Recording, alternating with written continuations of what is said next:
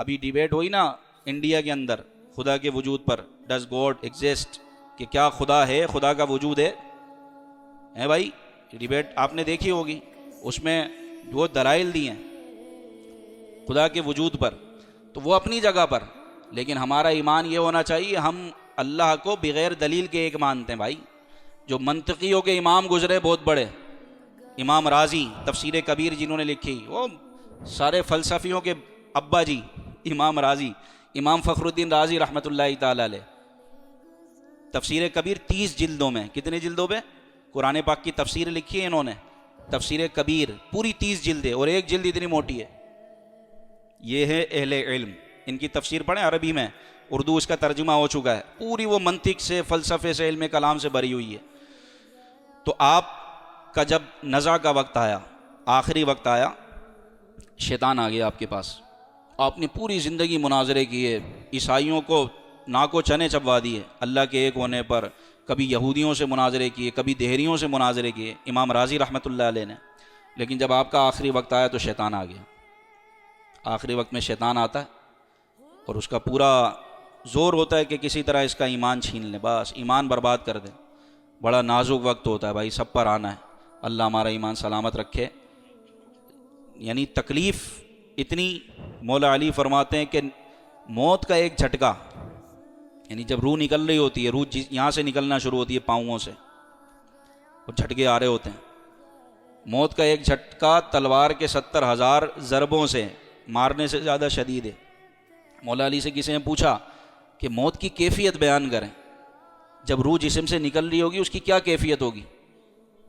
تو آپ نے فرمایا کہ روح کا جسم سے نکلنا ایسا ہے جیسے کہ ایک خاردار کانٹے دار شاخ مخمل کے کپڑے میں داخل کی جائے، اور اس کپڑے کا ہر ریزہ، ہر دھاگا اس کانٹوں کے اندر پیوست ہو جائے، اور پھر اس کو کھینچا جائے تو وہ دھاگے کپڑے کو پھاڑ کر کچھ دھاگے کے جو ہے نا وہ ذرات اور کچھ دھاگے اپنے ساتھ لے کر آئے۔ فرمایا اس سے بھی زیادہ شدید ہے۔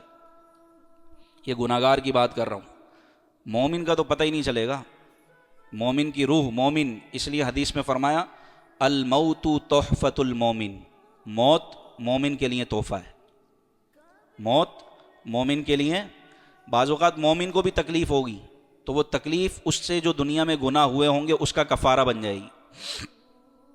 تو اللہ ہماری موت آسان فرمائے، نزع کی تکلیف بہت شدید ہے۔ تو سب کے پاس شیطان، اچھا تکلیف ایک الگ مسئلہ، دوسرا شیطان سامنے کھڑا ہے، اس سے الگ نپٹنا ہے۔ یہ روایتوں کا خلاصہ ہے، شیطان آتا ہے اور ہاتھ میں پانی لے کر آتا ہے، اور شدید پیاس کی شدت ہوتی ہے، اور وہ پانی دکھا رہا ہوتا ہے، اور عزیزوں کا روپ دھار کر آتا ہے اور کہتا ہے انکار کر دے، عیسائی ہو جا یا یہودی ہو جا۔ تو جس پر اللہ کا فضل ہوتا ہے میرے بھائیوں، وہی بچتا ہے، وہ بڑا نازک معاملہ ہے، اور جو پھسل گیا وہ گیا، یعنی جس نے انکار کر دیا اور جس نے کلمہ کفر بک دیا تو وہ پھر ہمیشہ ہمیشہ کے لیے جہنم میں جلتا رہے گا، نہ اس کی شفاعت ہے نہ اس کی بخشش ہے۔ اس لیے بڑا نازک معاملہ ہے۔ نبی پاک صلی اللہ علیہ وسلم کی حدیث ہے انما الاعمال بالخواتین، اعمال کا دار و مدار خاتمے پر ہے۔ لاکھ حج کیے ہوں، پیدل سفر حج کیا ہو، پیدل چل کے اپنے حج کرنے گیا، کروڑوں اربوں نیکیاں اس کے نامہ اعمال میں ہوں، صدقہ و خیرات کیا، پہاڑ برابر ثواب اس کے پاس ہو، لیکن اگر مرتے وقت ایمان پر خاتمہ نہیں ہوا، سب برباد ہے، اللہ تعالیٰ سب برباد کر دے گا، ہباء منصورا، سب ریزہ ریزہ کر کے اللہ تعالیٰ ختم فرما دے گا۔ اور ایک نیکی جس نے نہ کی ہو، گناہ گار تھا، ساری زندگی گناہ کرتا رہا، لیکن اللہ نے کرم فرمایا، کوئی بات اللہ کو پسند آ گئی اور وہ بندہ ایمان پر مرا، تو اپنے گناہوں کی سزا بھگتنے کے بعد اللہ نے چاہا تو وہ داخل جنت ضرور ہوگا، ہمیشہ جہنم میں نہیں جلے گا، اور اللہ کا فضل ہوا تو بغیر حساب کتاب کے بھی وہ جنت میں داخل فرما دے گا۔ لیکن یہ اللہ کا وعدہ ہے، جو کفر پر مرے گا اس کی بخشش نہیں ہے۔ ان اللہ لا یغفر ان یشرک بہ ویغفر ما دون ذلک لمن یشاء، اللہ کفر پر مرنے والے کی، مشرک کی بخشش نہیں کرے گا، اس کے علاوہ جو گناہ چاہے گا بخش دے گا، لیکن جو کفر پر مرے گا، اسلام پر نہیں مرے گا، ایمان پر دنیا سے نہیں جائے گا، اس کی بخشش نہیں ہے۔ تو بڑا نازک معاملہ۔ تو دوسرا معاملہ ہے شیطان کا، ایک تو روح نکل رہی ہوگی، ایمان بچانا ہے شیطان سے، تو یہ سب کے پاس شیطان کا آنا ہوگا۔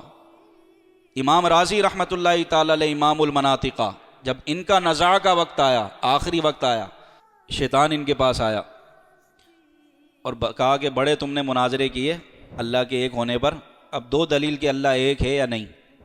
آپ نے ایک دلیل دی، اس نے اپنے علم سے اس دلیل کو رد کر دیا، کیونکہ شیطان بھی فرشتوں کا استاد رہا ہے، اپنے علم پر کبھی گھمنڈ نہیں کرنا، علم تو شیطان کے پاس بھی بہت ہے۔ معلم الملکوت تھا شیطان، فرشتوں کو پڑھانے والا۔ شیطان نے شرک نہیں کیا، اس نے صرف ایک نبی کی توہین کی حضرت آدم کو سجدہ نہیں کیا، اس وجہ سے وہ راندہ درگاہ ہوا، ورنہ علم اس کے پاس ہے۔ اس نے ایک دلیل دی، آپ نے اس کو رد کر دیا۔ امام راضی نے اللہ کے ایک ہونے پہ دوسری دلیل دی، اس نے اس کو بھی رد کر دیا۔ تیسری دلیل دی، چوتھی دی، پانچویں، چھٹی، ساتویں، 10، یہاں تک کہ 360 دلائل دیے امام راضی رحمۃ اللہ علیہ نے اللہ کے ایک ہونے پر، سب کو رد کر دیا گیا، سب دلیلوں کو توڑتا رہا شیطان، امام فخر الدین رازی رحمۃ اللہ علیہ۔ اب آپ گھبرائے کہ اب میرا کیا ہوگا، اب تو میرا ایمان گیا۔